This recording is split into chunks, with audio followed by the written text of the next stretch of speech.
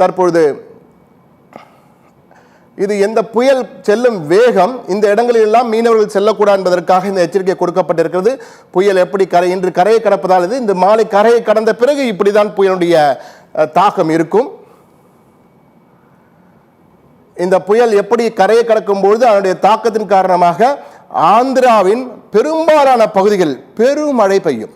அதாவது கனமழை, மிக அதி கனமழை என்பார்களே, அந்த அதி கனமழை 20 சென்டிமீட்டருக்கு மேல் ரெட் அலர்ட் கொடுக்கப்பட்டிருக்கிறது. 20 சென்டிமீட்டருக்கு மேல் ஆந்திராவின் பெரும் பகுதி முழுவதும் பெய்யும். இதனுடைய பாதிப்பு தாக்கம் தெலுங்கானாவிலும் எதிரொலிக்கக்கூடிய வாய்ப்பு இருக்கிறது என்பதை தான் பார்க்கிறோம்.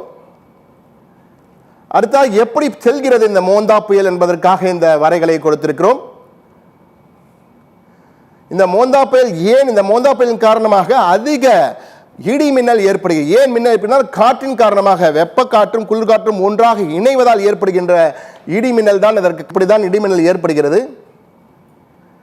அதே போன்று குளிர்வித்த மழையாக மாற்று குளிர் இமயத்தில் இருந்து அரபிக்கடலில் வரும் காற்று, வங்கக்கடலில் வரும் காற்று, 2 காற்றிலும் ஒன்றாக மோதுவதால் அந்த இடிமின்னல் ஏற்படுகிறது. இப்படிதான் செல்கிறது. சென்னையிலிருந்து நெல்லூர், விஜயவாடா கடலூர் இந்த இடத்தில் தான் அந்த கரையை கடக்கும் மோந்தா புயலுடைய பகுதி. எதிர்காற்று கிட்டத்தட்ட 5500 மீட்டர் உயரத்திலே எதிர்காற்று சாய்ந்து இருப்பதால் தான் இந்த மழை மேகங்கள் சென்னை பகுதியிலே இருக்கின்றன. அந்த வட்டம், பெரிய வட்டம் இருக்கிறது, அதற்கு காரணம் தான் இது. அதனால் தான் இந்த அளவுக்கு தொடர்ந்து மழை வந்து கொண்டிருக்கிறது. விசாகப்பட்டினம் சென்னை இந்த நேர்கோட்டில் இருப்பதால், இப்படி செல்வதால், அந்த வளைவு இருப்பதால் தான், அந்த வளைவின் காரணமாக புயல் இப்படி செல்கிறது. அதனுடைய எதிர்காற்றின் காரணமாக நமக்கு அந்த மழை தொடர்ந்து வந்து கொண்டிருக்கிறது. தற்போது மிக முக்கியமாக நாம் தெரிந்து கொள்ள வேண்டிய, ஏற்கனவே நான் சொன்னது 3 கேள்விகள். எப்போது புயல் கரையை கடக்கும்? இன்று மாலை சரியாக 5:30 மணியிலிருந்து 6 மணிக்குள்ளாக புயல், மோந்தா புயல் தீவிர புயலாக கரையை கடக்கும். கரையை கடப்பதற்கான இடமும் கிட்டத்தட்ட உறுதி செய்து விட்டார்கள்.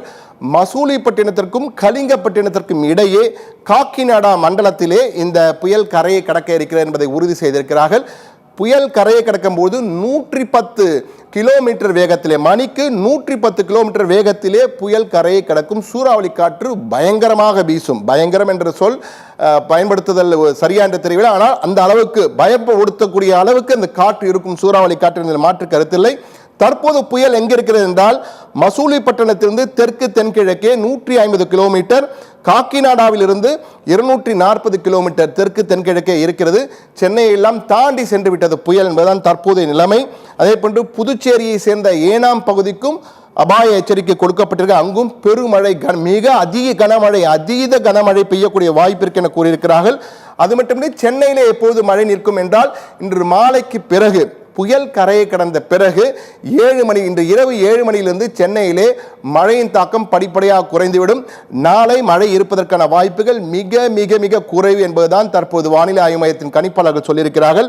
ஆனால் சென்னை, செங்கல்பட்டு, காஞ்சிபுரம், ராணிப்பேட்டை, தேனி, தென்காசி, கன்னியாகுமரி, திருநெல்வேலி ஆகிய 8 மாவட்டங்களுக்கு இன்று மாலை வரை கனமழை எச்சரிக்கை. அதாவது அவ்வப்பொழுது கனமழை பெய்யக்கூடும், விட்டு விட்டு தூறல் மழை தொடர்ந்து இருக்கும். இன்று மாலை வரை நிச்சயமாக மழை வந்து கொண்டுதான் இருக்கும். வெயில் வருவதற்கான வாய்ப்புகள் மிக மிக குறைவு. 7 மணிக்கு பிறகு படிப்படியாக மழை குறைந்து நாளை வெயிலை நிச்சயம் பார்க்கலாம். இந்த இடங்களிலே திருவள்ளூர் மாவட்டத்தில் ரெட் அலர்ட்டே கொடுத்திருக்கிறார்கள். அதாவது 20 சென்டிமீட்டருக்கு மேலே மழை பெய்யலாம், அதீத கனமழை பெய்ய வாய்ப்பு இருக்கிறது என்று கூறியிருக்கிறார்கள்.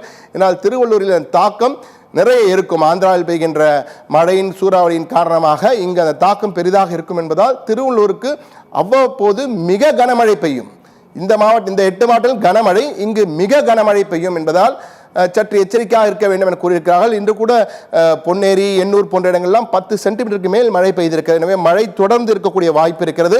எனவே இன்று மாலை புயல் கரையை கடப்பதால் அதற்கான ஏற்பாடுகள் செய்யப்பட்டிருக்கின்றன. ஆந்திராவிலே தற்போது சூறாவளி காற்றின் வேகம் மிக அதிக அளவு இருப்பதாக அங்கிருந்து வரும் தகவல் தெரிவிக்கின்றன. கடல் கொந்தளிப்பாக காணப்படுகிறது.